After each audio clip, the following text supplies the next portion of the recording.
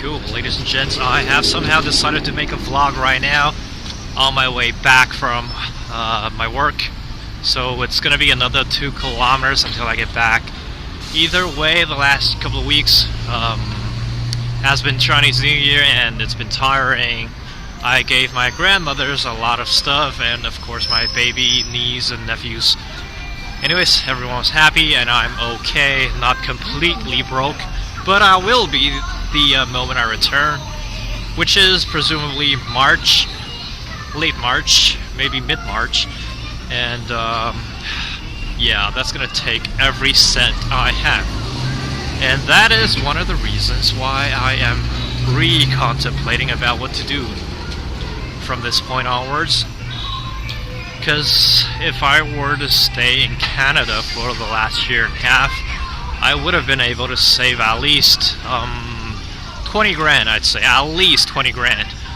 And this time I ended up with literally nothing. And if I were to come back, I'm just gonna have to say it's probably not gonna be any different. I'll still end up with nothing by the same time next year. In terms of career development, I've been thinking maybe I should just find a teaching job back home in Toronto, because I do have some connections with a couple of schools, private schools anyway.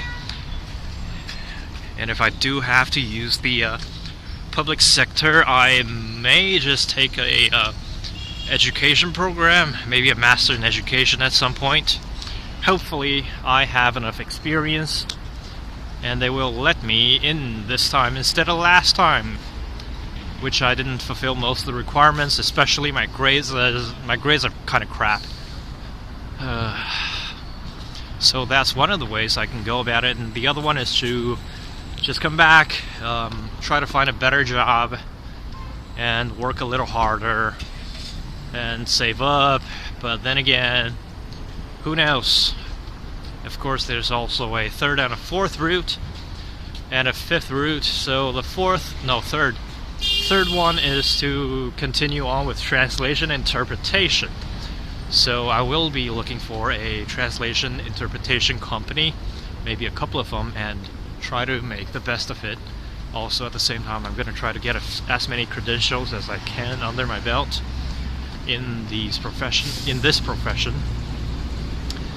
But who knows what's going to happen with that?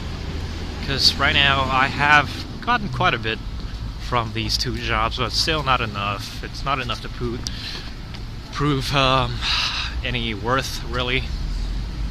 So the next option is to go to Shanghai, and I think that might be the most viable option, because 1, I enjoy the city, 2, there's a lot of food that I really like, 3, it's not really that much more expensive than Xi'an, and 4, I will be earning a lot more, presumably.